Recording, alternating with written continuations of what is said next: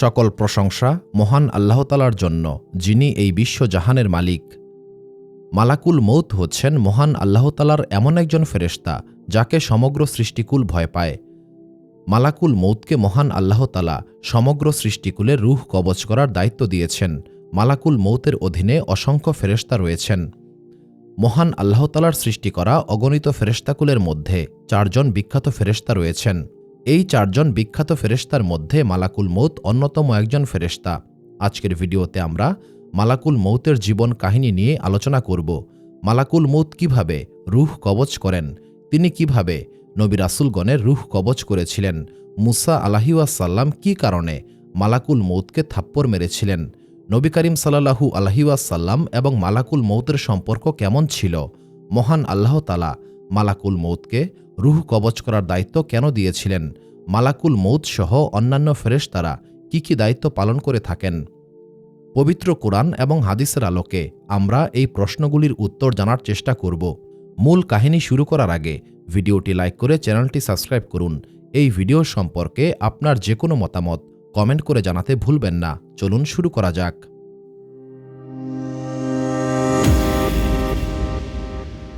মহান আল্লাহ তাআলা যখন মানবজাতিকে সৃষ্টি করার সিদ্ধান্ত নিয়েছিলেন, তখন তিনি ফেরেশতাদেরকে মাটি সংগ্রহ করার জন্য জমিনে পাঠিয়েছিলেন।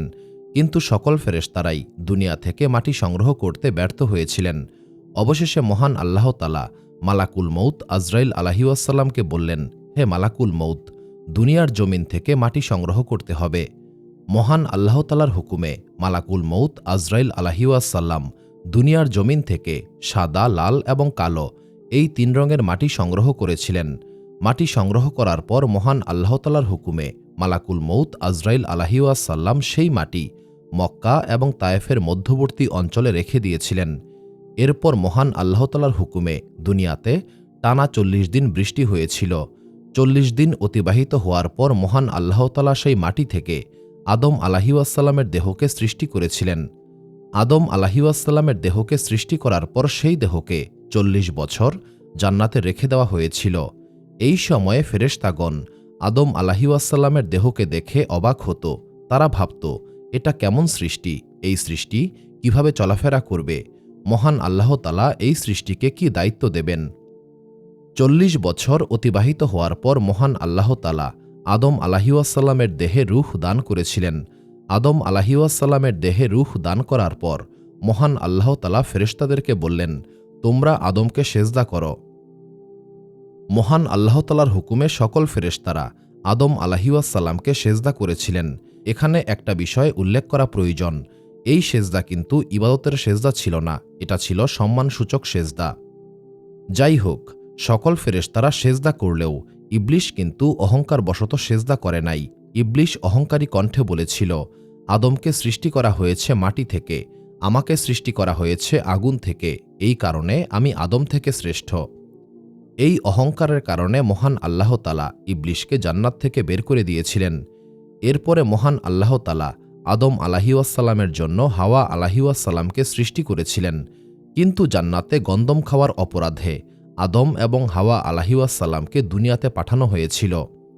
আদম এবং হাওয়া আলাইহিসসালাম দুনিয়াতে আসার পর মহান আল্লাহ তাআলা বললেন, এখন থেকে শুধুমাত্র আমার অনুগত বান্দারাই জান্নাতে প্রবেশ করতে পারবে, আর যারা নাফরমান বান্দা হবে তাদেরকে জাহান্নামে নিক্ষেপ করা হবে। তাফসির কিতাবসমূহে বলা হয়েছে, আদম এবং হাওয়া আলাইহিসসালাম দুনিয়াতে আসার পর প্রায় 200 বছর একে অপরের থেকে বিচ্ছিন্ন ছিলেন। এই সময়টাতে আদম এবং হাওয়া আলাইহিসসালাম মহান আল্লাহ তাআলার দরবারে কান্নাকাটি করেছিলেন। এই দীর্ঘ সময় কান্নাকাটি করার পর মহান আল্লাহ তাআলা আদম এবং হাওয়া আলাইহিসসালামকে ক্ষমা করেছিলেন। মহান আল্লাহ তাআলার দরবারে আদম এবং হাওয়া আলাইহিসসালামের ফরিয়াদ কবুল হওয়ার পর জিব্রাইল আলাইহিসসালাম আদম এবং হাওয়া আলাইহিসসালামকে মক্কার জাবালে আরাফাতের কাছে মিলিত করে দিয়েছিলেন। এরপর মহান আল্লাহ তাআলার হুকুমে আদম আলাইহিসসালাম কাবা ঘর নির্মাণ করেছিলেন। পরবর্তীকালে এই স্থানেই ইব্রাহিম আলাইহিসসালাম কাবা ঘরকে পুনর্নির্মাণ করেছিলেন। দুনিয়াতে আসার পর আদম আলাইহিসসালাম নিজের ভুলের জন্য মহান আল্লাহ তাআলার দরবারে ক্ষমা চাইতেন। মহান আল্লাহ তাআলা আদম আলাইহিসসালামকে 1000 বছর আয়ু দান করেছিলেন। তবে যখন আদম আলাইহিওয়াসাল্লাম জান্নাতে ছিলেন, তখন মহান আল্লাহ তাআলা আদম আলাইহিওয়াসাল্লামের সামনে তার সকল সন্তানকে উপস্থিত করেছিলেন। এই সময় মহান আল্লাহ তাআলা দাউদ আলাইহিওয়াসাল্লামকে মাত্র ৬০ বছর আয়ু দান করেছিলেন। এটা জানার পর আদম আলাইহিওয়াসাল্লাম মহান আল্লাহ তাআলার দরবারে ফরিয়াদ করে বলেছিলেন, হে আমার রব, আমার আয়ু থেকে ৪০ বছর আয়ু আপনি দাউদকে দিয়ে দিন।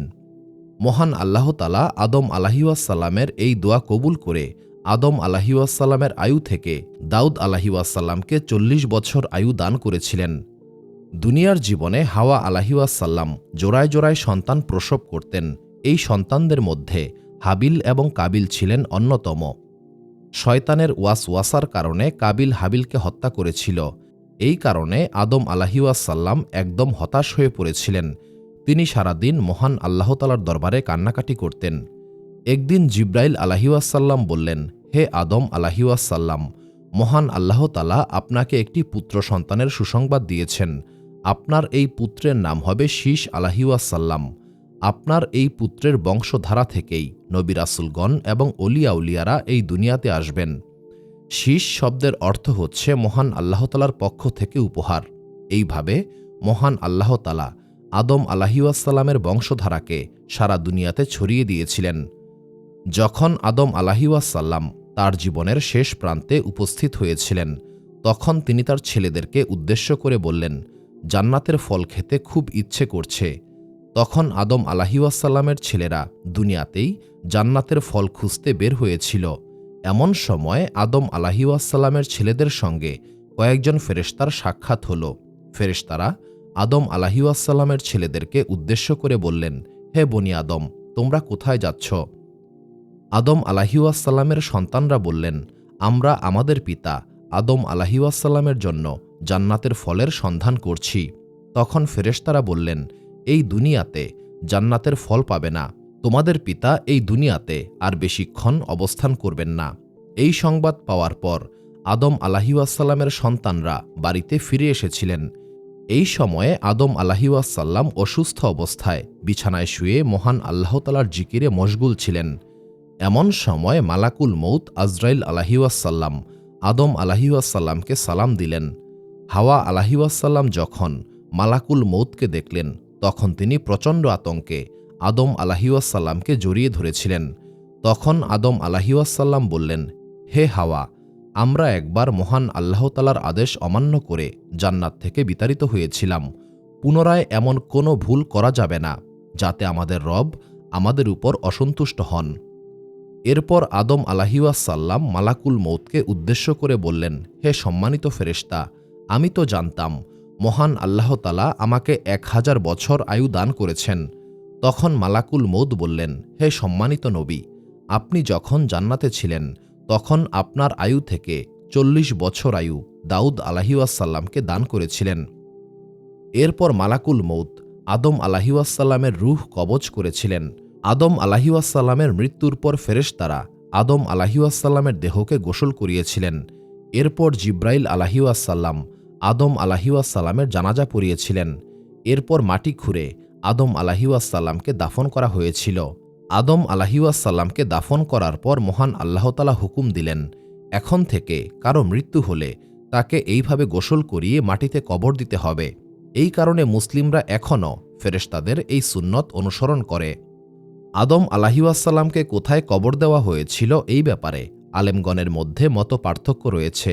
কেউ বলেন আদম আলাইহিওয়াসাল্লামের কবর রয়েছে শ্রীলঙ্কায়, কেউ বা বলেন জাবালে আবু কুবাইস পাহাড়ে, আবার কেউ বলেন ইরাকে। তাফসির কিতাবসমূহে বলা হয়েছে, যখন মালাকুল মউত আদম আলাইহিওয়াসাল্লামের কাছে এসেছিলেন, তখন তিনি শীস আলাইহিওয়াসাল্লামকে বলেছিলেন, হে আমার পুত্র, ভবিষ্যতে এই দুনিয়াতে একটি মহাপ্লাবন হবে। যদি তুমি সেই সময় পর্যন্ত এই দুনিয়াতে অবস্থান করো, তবে আমার এই দেহটাকে নূহ আলাইহিওয়াসাল্লামের নৌকায় তুলে দেবে। আর যদি তুমি এই মহাপ্লাবনের আগেই মৃত্যুবরণ করো, তবে তোমার সন্তানদেরকে এই ব্যাপারে ওসিয়ত করে যাবে। ইবনে কাসিরের কাসাসুল আম্বিয়া কিতাবে বলা হয়েছে, যখন নূহ আলাইহিওয়াসাল্লামের সময়ের সেই মহাপ্লাবন এসেছিল, তখন আদম এবং হাওয়া আলাইহিওয়াসাল্লামের দেহকে নূহ আলাইহিওয়াসাল্লামের নৌকায় উঠিয়ে দেওয়া হয়েছিল। মহাপ্লাবন শেষ হওয়ার পর আদম এবং হাওয়া আলাইহিওয়াসাল্লামের দেহকে বাইতুল মুকাদ্দাসে দাফন করা হয়েছিল। আদম আলাইহিওয়াসাল্লামের মৃত্যুর 400 বছর পর মহান আল্লাহ তাআলা ইদ্রিস আলাইহিওয়াসাল্লামকে এই দুনিয়াতে পাঠিয়েছিলেন। একদিন ইদ্রিস আলাইহিওয়াসাল্লাম নিজের ঘরে বিশ্রাম করছিলেন। এমন সময় মালাকুল মউত আজরাইল আলাইহিওয়াসাল্লাম মানুষের রূপ ধারণ করে ইদ্রিস আলাইহিওয়াসাল্লামের ঘরে আসলেন।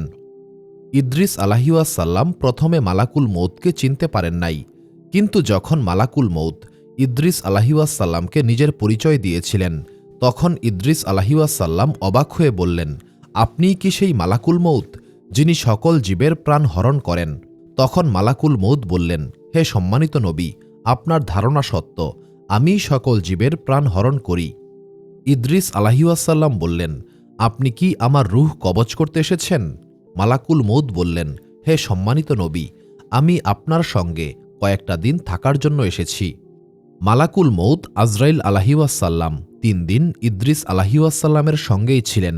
এই সময়ে ইদ্রিস আলাইহিওয়াসাল্লাম লক্ষ্য করে দেখলেন, এই 3 দিনে মালাকুল মউত আজরাইল আলাইহিওয়াসাল্লাম কারো জান কবজ করেন নাই। তখন ইদ্রিস আলাইহিওয়াসাল্লাম বললেন, হে সম্মানিত ফেরেশতা, আপনি কি এই 3 দিনে কারো রূহ কবজ করেন নাই? মালাকুল মউত আজরাইল আলাইহিওয়াসাল্লাম বললেন, হে সম্মানিত নবী, সৃষ্টি জগতের রূহ কবজ করা আমার কাছে হাতে থাকা রুটির মতো। যখন কারো মৃত্যুর সময় উপস্থিত হয়, তখন আমি মহান আল্লাহ তাআলার হুকুমে হাত বাড়িয়ে দেই, সঙ্গে সঙ্গে রূহ কবজ হয়ে যায়। এরপর মালাকুল মউত বললেন, হে সম্মানিত নবী, আমি আপনার সঙ্গে ভ্রাতৃত্বের সম্পর্ক স্থাপন করতে চাই। ইদ্রিস আলাইহিওয়াসাল্লাম বললেন, আমি আপনার সঙ্গে ভ্রাতৃত্বের সম্পর্ক তখনই স্থাপন করব যখন আপনি আমাকে একবার মৃত্যুর স্বাদ ভোগ করাবেন। এতে করে আমি মহান আল্লাহ তাআলার বেশি বেশি ইবাদত করতে পারব। মালাকুল মউত বললেন, আমি মহান আল্লাহ তাআলার হুকুম ছাড়া কারো রূহ কবজ করতে পারি না। ইদ্রিস আলাইহিওয়াসাল্লাম তখন মহান আল্লাহ তাআলার দরবারে ফরিয়াদ করেছিলেন। মহান আল্লাহ তাআলা মালাকুল মউতকে ইদ্রিস আলাইহিওয়াসাল্লামের রূহ কবজ করার অনুমতি দিয়েছিলেন। মহান আল্লাহ তাআলার অনুমতি পেয়ে মালাকুল মউত ইদ্রিস আলাইহিওয়াসাল্লামের রূহ কবজ করেছিলেন। এরপর মহান আল্লাহ তাআলা ইদ্রিস আলাইহিওয়াসাল্লামকে আবারও জীবন ফিরিয়ে দিলেন। জীবিত হওয়ার পর মালাকুল মউত ইদ্রিস আলাইহিওয়াসাল্লামকে বললেন, হে সম্মানিত নবী, মৃত্যুকে আপনার কেমন মনে হল? ইদ্রিস আলাইহিওয়াসাল্লাম বললেন, যেমনটা কোনো জীবিত প্রাণীর চামড়া মাথা থেকে পা পর্যন্ত টেনে ছিঁড়ে ফেলা হয়, আমি তেমনটাই অনুভব করেছি। মালাকুল মউত বললেন, হে সম্মানিত নবী, মহান আল্লাহ তাআলার কসম, আমি আপনার রূহ যতটা রহম করে কবজ করেছি, এতটা রহম আর কাউকে করিনি। ইদ্রিস আলাইহিওয়াসাল্লামের এই বক্তব্যের মাধ্যমেই এটা প্রমাণিত হয় যে মৃত্যু খুবই কঠিন। এই দুনিয়ার প্রত্যেক মানুষের উচিত মৃত্যুর প্রস্তুতি গ্রহণ করা। যখন ইব্রাহিম আলাইহিওয়াসাল্লামকে মহান আল্লাহ তাআলা নবুয়ত দান করেছিলেন, তখন মালাকুল মউত ইব্রাহিম আলাইহিওয়াসাল্লামের সঙ্গে সাক্ষাৎ করতে এসেছিলেন। আলাপচারিতার এক পর্যায়ে ইব্রাহিম আলাইহিওয়াসাল্লাম বললেন, হে সম্মানিত ফেরেশতা, আপনি যখন কাফের ব্যক্তিদের রূহ কবজ করেন, তখন আপনার চেহারা কেমন হয়? মালাকুল মউত বললেন, হে সম্মানিত নবী, আপনি এই দৃশ্য সহ্য করতে পারবেন না। ইব্রাহিম আলাইহিওয়াসাল্লাম বললেন, মহান আল্লাহ তাআলার রহমতে অবশ্যই পারব। মালাকুল মউত বললেন, হে সম্মানিত নবী, আপনি দয়া করে আপনার চেহারা ঘুরিয়ে নিন। মালাকুল মউতের কথা মতো ইব্রাহিম আলাইহিওয়াসাল্লাম চেহারা ঘুরিয়ে নিয়েছিলেন। কিছুক্ষণ পর যখন মালাকুল মউত ইব্রাহিম আলাইহিওয়াসাল্লামকে ডাক দিলেন, তখন ইব্রাহিম আলাইহিওয়াসাল্লাম মালাকুল মউতকে দেখে প্রচণ্ড আতঙ্কে অজ্ঞান হয়ে পড়েছিলেন। এই দৃশ্যটা এতই ভয়ঙ্কর ছিল যে কোনো মানুষের পক্ষে এটা বর্ণনা করা সম্ভব নয়। যখন ইব্রাহিম আলাইহিওয়াসাল্লামের জ্ঞান ফিরে এসেছিল, তখন তিনি দেখলেন মালাকুল মউত স্বাভাবিক চেহারা ধারণ করেছেন। ইব্রাহিম আলাইহিওয়াসাল্লাম ভয়ার্ত কণ্ঠে বললেন, হে সম্মানিত ফেরেশতা, আপনার এই ভয়ঙ্কর চেহারা কাফেরদের জন্য একটা ভয়াবহ আযাব হবে। এরপর ইব্রাহিম আলাইহিওয়াসাল্লাম বললেন, হে সম্মানিত ফেরেশতা, আপনি যখন নেককার বান্দাদের রূহ কবজ করেন, তখন আপনার চেহারা কেমন হয়? মালাকুল মউত আবারও ইব্রাহিম আলাইহিওয়াসাল্লামকে দৃষ্টি ঘুরাতে বললেন। যখন মালাকুল মউত ইব্রাহিম আলাইহিওয়াসাল্লামকে ডাক দিলেন, তখন ইব্রাহিম আলাইহিওয়াসাল্লাম এমন এক সুন্দর দৃশ্য দেখলেন যা কোনো মানুষের পক্ষে কল্পনা করা সম্ভব নয়। মালাকুল মৌতের এই চেহারা দেখে তিনি বিমোহিত হয়ে গেলেন। তিনি যেন দুনিয়াতেই জান্নাতকে অনুভব করতে পারছিলেন। ইব্রাহিম আলাইহিসসালাম মুগ্ধ কণ্ঠে বললেন, হে সম্মানিত ফেরেশতা, নেককার বান্দা যদি জান্নাতে নাও যেতে পারে, তবু আপনার এই চেহারা দেখে সে জান্নাতকে অনুভব করতে পারবে। ইব্রাহিম আলাইহিসসালাম আবারও বললেন, হে সম্মানিত ফেরেশতা, ধরুন একজন মানুষ দুনিয়ার পূর্ব প্রান্তে রয়েছে আর একজন রয়েছে পশ্চিম প্রান্তে, কিন্তু এই দুইজন মানুষ একই সময়ে মৃত্যুবরণ করবে। অথবা ধরুন দুনিয়ার দুই প্রান্তে মহামারী চলছে, অথবা যুদ্ধ চলছে, অথবা অনেক মানুষ একসঙ্গে মারা যাবে। তখন আপনি কিভাবে রূহ কবজ করবেন? মালাকুল মৌত বললেন, হে সম্মানিত নবী, যখন এমন পরিস্থিতির সৃষ্টি হয় তখন আমাকে কষ্ট করতে হয় না। আমি মহান আল্লাহতালার হুকুমে সেই রূহগুলিকে আহ্বান করি। রূহগুলি আমার নিকটে চলে আসে। সমগ্র পৃথিবী হচ্ছে আমার কাছে একটি ছোট্ট থালার মতো। আপনার সামনে যখন কোনো থালা থাকে, সেই থালার যে কোনো প্রান্ত থেকে আপনি ইচ্ছামতো খাবার খেতে পারেন। তেমনি দুনিয়ার যে কোনো প্রান্তে আমি ইচ্ছামতো রূহ কবজ করতে পারি। ইব্রাহিম আলাইহিসসালাম বললেন, হে সম্মানিত ফেরেশতা, আপনি কি হঠাৎ করেই মানুষের সামনে উপস্থিত হন? মালাকুল মৌত বললেন, হে সম্মানিত নবী, আমি দুনিয়ার বেশিরভাগ মানুষকেই মৃত্যুর সংবাদ পাঠাই, কিন্তু মানুষ সেটা বুঝতে চায় না। মানুষ বৃদ্ধ হয়, চুল পাকে, অসুস্থ হয়, চোখের দৃষ্টি কমে যায়। এইগুলি হচ্ছে আমার পাঠানো বার্তা, কিন্তু মানুষ এর পরেও নাফরমানি করে, দুনিয়ার চিন্তায় ডুবে থাকে। তাফসির কিতাবসমূহে বলা হয়েছে, মালাকুল মৌত একাই সমস্ত রূহ কবজ করেন না। মালাকুল মৌতের অধীনে অসংখ্য সহকারী ফেরেশতা রয়েছেন। এই সমস্ত ফেরেশতারা মহান আল্লাহতালার হুকুমে রূহ কবজ করেন। মালাকুল মৌত হচ্ছেন এই সকল ফেরেশতাদের সর্দার। নবী করিম সাল্লাল্লাহু আলাইহি ওয়াসাল্লাম বলেছেন, মানুষের মৃত্যুর সময় ফেরেশতারা মানুষকে চারপাশ থেকে ঘিরে রাখেন। যদি ফেরেশতারা মানুষকে এইভাবে ঘিরে না রাখতেন, তবে মৃত্যুর কষ্ট এবং ভয়াবহতা সহ্য করতে না পেরে মানুষ পালাতে চাইত। যদি সেই ব্যক্তি নেককার বান্দা হন, তবে ফেরেশতারা সেই ব্যক্তির জন্য দোয়া করেন। এমনকি সেই ব্যক্তির দাফন কাফন শেষ না হওয়া পর্যন্ত ফেরেশতারা সেই ব্যক্তির জন্য দোয়া করেন। একদিন নবী সুলাইমান আলাইহিসসালাম মালাকুল মৌত আজরাইল আলাইহিসসালামকে বললেন, হে সম্মানিত ফেরেশতা, আপনি মানুষের সঙ্গে সমান আচরণ কেন করেন না? কারো রূহ আপনি মুহূর্তের মধ্যেই কবজ করে ফেলেন, তখন সে খুব দ্রুত এই দুনিয়া ছেড়ে চলে যায়। আবার কাউকে অনেক দিন যাবৎ অসুস্থতা, কষ্ট এবং দুঃখ দিয়ে রূহ কবজ করেন। এই রকম পার্থক্য কেন করেন? মালাকুল মৌত আজরাইল আলাইহিসসালাম জবাব দিলেন, এটা আমার নিজের ইচ্ছায় বা ক্ষমতায় হয় না। প্রত্যেক মানুষের জন্য মহান আল্লাহতালা একটি সময় নির্ধারণ করেছেন। সেই নির্ধারিত সময় অনুসারে আমাকে দায়িত্ব দেওয়া হয়। মহান আল্লাহতালা যেমনটা হুকুম দিয়ে থাকেন আমি তেমনটাই করি। এই ক্ষেত্রে আমার কোনো ক্ষমতা নেই। তাফসির কিতাবসমূহে বলা হয়েছে, শাবান মাসে মালাকুল মৌতকে একটি তালিকা দেওয়া হয়। সেখানে ওই বছরে যেই সমস্ত ব্যক্তির রূহ কবজ করা হবে তাদের নাম লিপিবদ্ধ করা থাকে। কিন্তু দুনিয়ার মানুষ এই ভয়াবহ খবর সম্পর্কে অবগত নয়। মানুষ বুঝতেই পারে না এই দুনিয়াতে সে আর বেশিদিন অবস্থান করবে না। মহান আল্লাহতালা মৃত্যুকে সৃষ্টি করেছেন। এই দুনিয়ার সকলকেই একদিন মৃত্যুর স্বাদ ভোগ করতে হবে। মহান আল্লাহতালা মালাকুল মৌতকে এই বিশেষ ক্ষমতা দান করেছেন।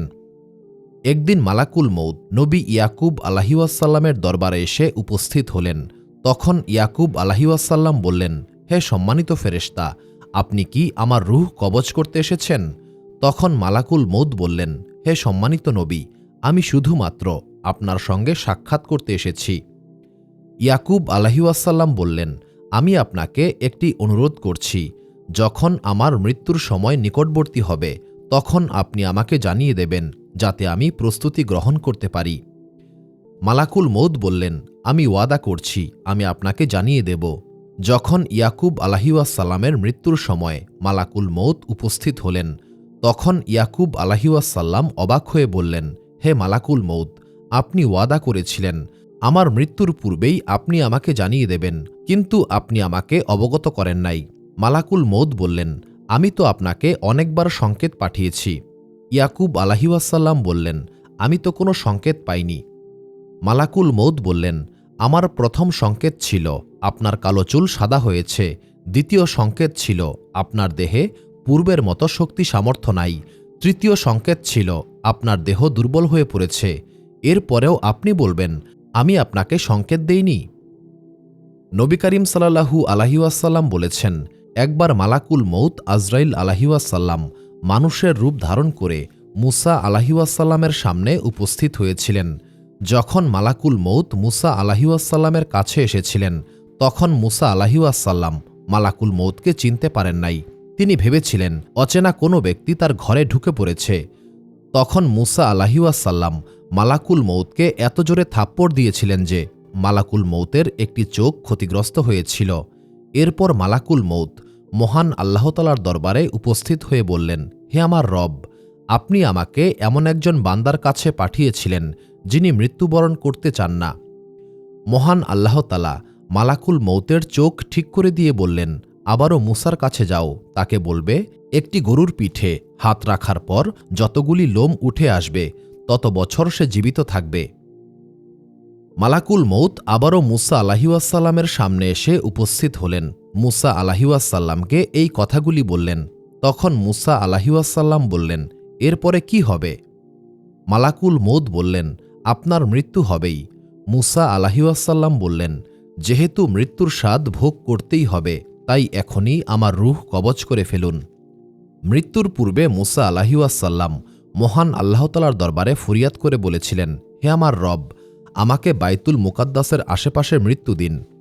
নবী করিম সাল্লাল্লাহু আলাইহি ওয়াসাল্লাম বলেছেন, যদি আমি সেখানে উপস্থিত থাকতাম তবে আমি তোমাদেরকে সেই কবর দেখিয়ে দিতাম। এখন অনেকের মনেই প্রশ্ন আসতে পারে, একজন নবী কিভাবে একজন ফেরেশতাকে আঘাত করেছিলেন? এই ব্যাপারে তাফসীরবিদগণ বলেছেন, মহান আল্লাহ তাআলা মূলত মুসা আলাইহি ওয়াসাল্লামকে পরীক্ষা করার জন্যই মালাকুল মউতকে মুসা আলাইহি ওয়াসাল্লামের কাছে পাঠিয়েছিলেন। মুসা আলাইহি ওয়াসাল্লাম মালাকুল মউতকে চিনতে পারেন নাই। এই কারণে মুসা আলাইহি ওয়াসাল্লাম মালাকুল মউতকে থাপ্পড় মেরেছিলেন। আল বিদায়া ওয়ান নিহায়া কিতাবে বলা হয়েছে, মহান আল্লাহ তাআলা একদিন মালাকুল মউতকে বললেন, হে মালাকুল মউত, আমার হাবিব মুহাম্মদ সাল্লাল্লাহু আলাইহি ওয়াসাল্লামের নিকটে যাও, এমন সুন্দর আকৃতি ধারণ করবে যা এর পূর্বে কেউ কখনো দেখে নাই, এমনভাবে রূহ কবজ করবে যেন আমার হাবিবের কোনো কষ্ট না হয়। মহান আল্লাহ তাআলার এই আদেশে মালাকুল মউত নবী করিম সাল্লাল্লাহু আলাইহি ওয়াসাল্লামের দরজায় উপস্থিত হয়ে সালাম দিয়ে বললেন, হে নবুয়তের ঘরবাসীগণ, আমি ভেতরে আসার অনুমতি চাইছি। তখন ফাতেমা রাদিয়াল্লাহু তাআলা আনহা বললেন, মহান আল্লাহ তাআলা আপনাকে রহম করুন, নবী করিম সাল্লাল্লাহু আলাইহি ওয়াসাল্লাম এই মুহূর্তে খুবই অসুস্থ, আপনি পরে আসুন। মালাকুল মউত আবারও অনুমতি চাইলেন, তাকে একই উত্তর দেওয়া হল। এবার মালাকুল মউত আবারও অনুমতি চাইলেন। এবার মালাকুল মউতের কণ্ঠে এমন কিছু একটা ছিল যাতে ঘরে উপস্থিত লোকেরা আতঙ্কিত হয়ে পড়েছিল। নবী করিম সাল্লাল্লাহু আলাইহি ওয়াসাল্লাম বললেন, হে ফাতেমা, তাকে ফিরিয়ে দিও না। তিনি এমন এক সত্তা যিনি মানুষকে মৃত্যু দিয়ে থাকেন, তিনি হচ্ছেন মালাকুল মউত। এরপর নবী করিম সাল্লাল্লাহু আলাইহি ওয়াসাল্লাম বললেন, হে মালাকুল মউত, মহান আল্লাহ তাআলা আপনাকে রহম করুন, আপনি ভেতরে আসুন। মালাকুল মউত ভেতরে আসার পর নবী করিম সাল্লাল্লাহু আলাইহি ওয়াসাল্লাম বললেন, হে সম্মানিত ফেরেশতা, আপনি কি শুধুমাত্র সাক্ষাৎ করতে এসেছেন নাকি রূহ কবজ করতে এসেছেন? মালাকুল মউত খুব বিনয়ের সঙ্গে উত্তর দিলেন, হে আল্লাহর রাসূল সাল্লাল্লাহু আলাইহি ওয়াসাল্লাম, মহান আল্লাহ তাআলা আমাকে হুকুম দিয়েছেন আমি আপনার অনুমতি ছাড়া যেন এই ঘরে প্রবেশ না করি এবং আপনার অনুমতি ছাড়া আমি যেন আপনার রূহ কবজ না করি। মালাকুল মউতের এই উক্তির মাধ্যমেই আমরা বুঝতে পারি নবী করিম সাল্লাল্লাহু আলাইহি ওয়াসাল্লাম কতটা সম্মানিত ছিলেন। সাধারণ মানুষের রূহ কবজ করতে অনুমতির দরকার হয় না, অথচ নবী করিম সাল্লাল্লাহু আলাইহি ওয়াসাল্লামের অনুমতি ছাড়া রূহ কবজ করা তো দূরের কথা, ঘরেই প্রবেশ করতে নিষেধ করা হয়েছে। মালাকুল মউত বললেন, হে আল্লাহর রাসূল সাল্লাল্লাহু আলাইহি ওয়াসাল্লাম, আমি কত রাজা বাদশাহ, কত নবী রাসূলের রূহ কবজ করেছি, কখনো অনুমতি নেওয়ার প্রয়োজন হয়নি, কিন্তু আপনার ঘরে ঢুকতেও আমাকে অনুমতি নিতে হয়েছে। এরপর মালাকুল মউত বললেন, হে আল্লাহর রাসূল সাল্লাল্লাহু আলাইহি ওয়াসাল্লাম, মহান আল্লাহ তাআলা বলেছেন আপনি চাইলে কিয়ামত পর্যন্ত এই দুনিয়াতেই অবস্থান করতে পারবেন, অথবা মহান আল্লাহ তাআলার সান্নিধ্যে চলে যেতে পারবেন।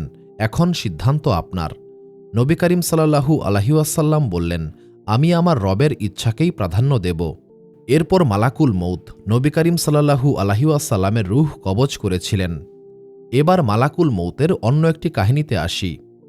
রওজাতুস সাফা নামক একটি কিতাবে উল্লেখ করা হয়েছে, একবার একজন নবী মালাকুল মৌতকে বললেন, হে সম্মানিত ফেরেশতা, আপনি রূহ কবজ করতে গিয়ে কখনো কি দুঃখ পেয়েছেন? মালাকুল মৌত বললেন, যখনই আমি কোনো মানুষের রূহ কবজ করি তখনই আমার মনে কষ্ট হয়, তবে আমি একবার একজন মানুষের রূহ কবজ করতে গিয়ে খুবই কষ্ট পেয়েছিলাম। অনেক দিন আগের কথা, একদল মানুষ সমুদ্র ভ্রমণ করছিল। এমন সময় মহান আল্লাহ তাআলার হুকুমে আমি প্রচণ্ড ঝড়ের সৃষ্টি করেছিলাম। এই ঝড়ের কারণে অনেক মানুষ মারা গিয়েছিল। সেই জাহাজে একজন গর্ভবতী মহিলা ছিলেন। তিনি ছোট্ট একটি কাঠের টুকরাকে আঁকড়ে ধরে বেঁচেছিলেন। এমন সময় সেই মহিলা একটি পুত্র সন্তান প্রসব করেছিলেন। সন্তান প্রসব করার পর মহান আল্লাহ তাআলা ওই মহিলার রূহ কবজ করার হুকুম দিয়েছিলেন। আমার খুবই কষ্ট হচ্ছিল। এরপরেও আমি মহান আল্লাহ তাআলার আদেশে রূহ কবজ করেছিলাম। এই ঘটনার কিছুদিন পর মহান আল্লাহ তাআলা আমাকে বললেন, হে মালাকুল মৌত, তুমি কি জানো সেই শিশুটি কে ছিল? মালাকুল মৌত বললেন, হে আমার রব, আপনি সকল বিষয়েই অবগত। তখন মহান আল্লাহ তাআলা আমাকে বললেন, আমি সমুদ্রকে বলেছিলাম সেই শিশুটিকে তীরে পৌঁছে দিতে। সমুদ্র আমার আদেশ অনুসারে সেই শিশুকে নিরাপদে একটি দ্বীপে পৌঁছে দিয়েছিল। আমি ঘাসকে বলেছিলাম এই শিশুর জন্য একটি নরম বিছানা তৈরি করতে। সূর্যকে বলেছিলাম এই শিশু যেন রোদে কষ্ট না পায়। এই দ্বীপে প্রচুর বৃষ্টি দিয়েছিলাম যাতে এই দ্বীপের পরিবেশ শীতল থাকে। আমি একটি সিংহীকে দায়িত্ব দিয়েছিলাম যাতে সেই সিংহী প্রতিদিন ওই শিশুকে দুধ পান করায়। এইভাবে ওই শিশু বড় হচ্ছিল। একদিন একজন বাদশাহ এই দ্বীপে এসে উপস্থিত হয়েছিল। শিশুটির সৌন্দর্য দেখে বাদশাহ মুগ্ধ হয়েছিলেন। এই বাদশার কোনো সন্তান ছিল না। এই কারণে সেই বাদশাহ এই শিশুকে নিজের প্রাসাদে নিয়ে গেলেন এবং নিজের পুত্র হিসেবে বড় করতে লাগলেন। একটা সময় পর যখন সেই বাদশাহ মারা গেলেন তখন এই ছেলেটি বাদশাহ হয়েছিল। কিন্তু বাদশাহ হওয়ার পর সে কৃতজ্ঞ না হয়ে প্রচণ্ড অহংকারী হয়ে পড়েছিল। সে মানুষের উপর জুলুম করতে লাগল। একটা সময় পর এই বাদশাহ নিজেকে খোদা হিসেবে দাবি করতে শুরু করেছিল। এরপর মহান আল্লাহ তাআলা নবী ইব্রাহিম আলাইহিসসালামকে সেই বাদশার কাছে পাঠিয়েছিলেন। সেই বাদশাহ হচ্ছে নমরুদ। পরবর্তীকালে এই নমরুদ ইব্রাহিম আলাইহিসসালামকে আগুনে নিক্ষেপ করেছিল। এরপর মহান আল্লাহ তাআলা মালাকুল মৌতকে বললেন, তুমি ওই শিশুর জন্য দুঃখ পেয়েছিলে। পরবর্তীকালে সেই শিশু ভয়াবহ ফিতনার সৃষ্টি করেছিল। হে মালাকুল মৌত, তোমার কষ্ট ছিল মমতার কারণে, আর আমার সিদ্ধান্ত ছিল জ্ঞানের ভিত্তিতে। মালাকুল মৌত এবং মৃত্যু একই সূত্রে গাঁথা, কারণ মালাকুল মৌতকে মহান আল্লাহ তাআলা রূহ কবজ করার দায়িত্ব দিয়েছেন। মৃত্যু এমন এক সত্য যা অস্বীকার করার উপায় নেই। এই দুনিয়াতে যত জীবিত প্রাণী রয়েছে সকলকেই একদিন মৃত্যুবরণ করতে হবে। এটাই মহান আল্লাহ তাআলার সিদ্ধান্ত। তাফসির কিতাবসমূহে বলা হয়েছে, যখন কোনো মানুষের মৃত্যুর সময় ঘনিয়ে আসে তখন মহান আল্লাহ তাআলা বেশ কয়েকজন ফেরেশতাকে দুনিয়াতে পাঠান। বেশিরভাগ হাদিসে 5 জন ফেরেশতার কথা উল্লেখ করা হয়েছে। যখন রূহ মানুষের গলা পর্যন্ত চলে আসে, অর্থাৎ মৃত্যু একদম নিকটবর্তী হয়, তখন প্রথম ফেরেশতা বলে, হে আদম সন্তান, তোমার সেই শক্তিশালী দেহ এখন কোথায়? এখন তুমি কতই না দুর্বল। তোমার অহংকার এখন কোথায়? তোমার আত্মীয় স্বজন এখন কোথায়? এখন তুমি কতই না একা। এরপর যখন মালাকুল মৌত রূহ কবজ করেন তখন এই ব্যক্তিকে গোসল করানো হয় এবং কাফন পরানো হয়। এরপর দ্বিতীয় ফেরেশতা আসেন। সেই ফেরেশতা বলেন, হে আদম সন্তান, তুমি দারিদ্রতার ভয়ে ধন সম্পদ জমা করেছিলে, সেই সম্পদ এখন কোথায়? তুমি যে আরামদায়ক ঘরবাড়ি বানিয়েছিলে সেই ঘরবাড়ি এখন কোথায়? এরপর যখন মৃত ব্যক্তিকে কবরস্থানের দিকে নিয়ে যাওয়া হয় তখন তৃতীয় ফেরেশতা আসেন। সেই ফেরেশতা বলেন, হে আদম সন্তান, তুমি এমন এক সফরে বের হয়েছ যে সফরে আগে কখনো বের হওনি। এখন তোমাকে অন্ধকার কবরে বসবাস করতে হবে। যখন মৃত ব্যক্তিকে কবরে নামানো হয় তখন চতুর্থ ফেরেশতা বলেন, হে আদম সন্তান, গতকাল পর্যন্ত তুমি জমিনে চলাফেরা করেছিলে, অথচ তুমি এখন কবরে।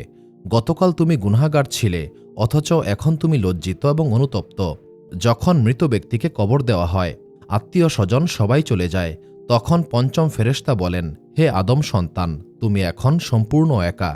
তুমি দুনিয়াতে ধন সম্পদ সংগ্রহ করেছিলে, অথচ সেই সম্পদ এখন তোমার কোনো কাজেই আসবে না। এই দুনিয়ার জীবন খুবই অল্প সময়ের। আমরা জানি না কবে আমাদেরকে এই দুনিয়া ছেড়ে চলে যেতে হবে। এই কারণে আমাদের সকলের উচিত পরকালের প্রস্তুতি গ্রহণ করা। বিখ্যাত তাবী ওয়াহাব ইবনে মুনাব্বিহ রাহিমাতুল্লাহ বলেছেন, অনেক দিন আগে এক রাজ্যে একজন অহংকারী বাদশাহ ছিলেন।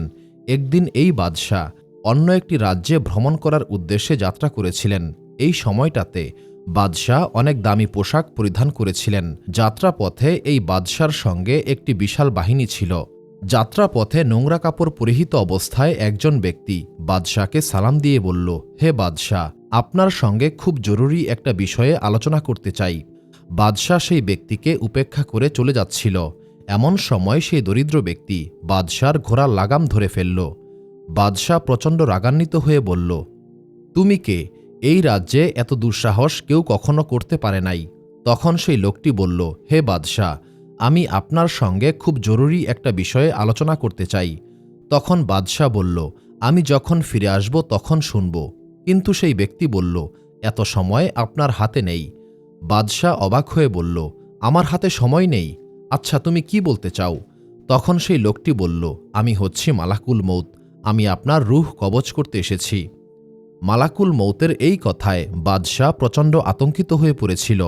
সে থরথর করে কাঁপতে লাগল। সে ভয়ার্ত কণ্ঠে বলল, হে মালাকুল মৌত, আমাকে কয়েকটা দিন সময় দিন, খুব জরুরি একটা কাজে আমি বের হয়েছি। মালাকুল মৌত বললেন, মহান আল্লাহতালার কসম, অন্য রাজ্য ভ্রমণ তো দূরের কথা, তুমি আর কখনো নিজের রাজ্যকেই দেখতে পাবে না। সেই বাদশাহ বলল, হে মালাকুল মৌত, অল্প কিছুদিন আগেই আমার একটি পুত্র সন্তান হয়েছে, আমি আমার সেই পুত্রকে একটাবার দেখে আসি। মালাকুল মৌত বললেন, সেটাও হবে না। এরপর মালাকুল মৌত প্রচণ্ড আজাব দিয়ে সেই জালেম বাদশার রূহ কবজ করেছিলেন। সৈন্যরা এই ভয়াবহ দৃশ্য দেখে আতঙ্কিত হয়ে পড়েছিল। এরপর মালাকুল মৌত একজন নেককার বান্দার কাছে গিয়ে সেই বান্দাকে সালাম দিলেন। নেককার বান্দা সালামের উত্তর দিলেন। মালাকুল মৌত সেই নেককার বান্দাকে বললেন, আমি আপনার সঙ্গে একটি বিষয়ে আলোচনা করতে চাই। নেককার বান্দা বললেন, আপনি বলুন। মালাকুল মৌত সেই লোককে ফিসফিস করে বললেন, আমি হচ্ছি মালাকুল মৌত, আমি আপনার রূহ কবজ করতে এসেছি। নেককার বান্দা খুব একটা অবাক হলেন না। তিনি নিরাসক্ত গলায় মালাকুল মৌতকে সালাম দিয়ে সম্মান দেখালেন। মালাকুল মৌত বললেন, যদি তোমার কোনো কাজ থাকে শেষ করে নাও। নেককার বান্দা বললেন, এই দুনিয়াতে আমার কোনো কাজ নেই। মালাকুল মৌত বললেন, তবে তুমি কোন অবস্থায় মৃত্যু চাও? সেই লোকটি বলল, আপনি কি আমাকে সেই সময়টুকু দেবেন? মালাকুল মৌত বললেন, মহান আল্লাহতালা আপনার ব্যাপারে অনুমতি দিয়েছেন। নেককার বান্দা বললেন, আমি মহান আল্লাহতালার উদ্দেশ্যে সেজদারত অবস্থায় মৃত্যুবরণ করতে চাই। যখন নেককার বান্দা মহান আল্লাহতালার উদ্দেশ্যে সেজদা করেছিলেন, ঠিক তখনই মালাকুল মৌত এই নেককার বান্দার রূহ কবজ করেছিলেন। ইসলামী আকিদা অনুসারে ফেরেশতাদেরকে বিশ্বাস করতেই হবে। পবিত্র কোরআনে ফেরেশতাদের কথা বহুবার উল্লেখ করা হয়েছে। ফেরেশতাদেরকে মহান আল্লাহ তাআলা নূর থেকে সৃষ্টি করেছেন। ফেরেশতারা হচ্ছেন মহান আল্লাহ তাআলার সবচাইতে সম্মানিত সৃষ্টি। ফেরেশতাদের একমাত্র দায়িত্ব হচ্ছে মহান আল্লাহ তাআলার হুকুম পালন করা। তবে ফেরেশতাদেরকে মানুষের মতো খাবার খেতে হয় না। ফেরেশতাদের মধ্যে কোনো নারী বা পুরুষ নেই। ফেরেশতারা মহান আল্লাহ তাআলার সম্মানিত সৃষ্টি। মুশরিকরা এক সময় ফেরেশতাদেরকে মহান আল্লাহ তাআলার কন্যা বলত, কিন্তু পবিত্র কোরআন এই ধারণাকে বাতিল করে দিয়েছে। মহান আল্লাহ তাআলার আদেশে ফেরেশতারা ভিন্ন ভিন্ন দায়িত্ব পালন করেন। কেউ ওহী পৌঁছে দেন, কেউ বান্দার আমল লিপিবদ্ধ করেন, কেউ বান্দাকে রিজিক দান করেন, কেউ পাহাড়, পর্বত, বৃষ্টি এবং বাতাসের দায়িত্ব পালন করেন। মহান আল্লাহ তাআলা হচ্ছেন সর্বশক্তিমান। মহান আল্লাহ তাআলার ফেরেশতার কোনো প্রয়োজন নেই, তবু মহান আল্লাহ তাআলা ফেরেশতাদেরকে দায়িত্ব দেন। এটা মহান আল্লাহ তাআলার জ্ঞান এবং হিকমতের অংশ। এই দুনিয়ার অনেক ধর্মেই ফেরেশতাদের কথা উল্লেখ করা হয়েছে। যেমন বাইবেলে জিব্রাইল আলাইহিসসালামকে গেব্রিয়েল বলা হয়। তবে নাস্তিকরা ফেরেশতাদেরকে অস্বীকার করে, কারণ ফেরেশতারা দৃশ্যমান সত্তা নয়। তবে ফেরেশতারা মহান আল্লাহ তাআলার হুকুমে যে কোনো রূপ ধারণ করতে পারেন। জিব্রাইল আলাইহিওয়াসাল্লাম অনেকবার মানুষের রূপ ধারণ করে নবী করিম সাল্লাল্লাহু আলাইহিওয়াসাল্লামের সঙ্গে সাক্ষাৎ করেছিলেন। বিশেষ করে জিব্রাইল আলাইহিওয়াসাল্লাম সাহাবী দাহিয়া কালবি রাহিমাতুল্লাহ রূপ ধারণ করে আসতেন। তাফসির কিতাবসমূহে বলা হয়েছে, নবী করিম সাল্লাল্লাহু আলাইহিওয়াসাল্লাম সর্বমোট ৩ বার জিব্রাইল আলাইহিওয়াসাল্লামকে তার আসল রূপে দেখেছিলেন।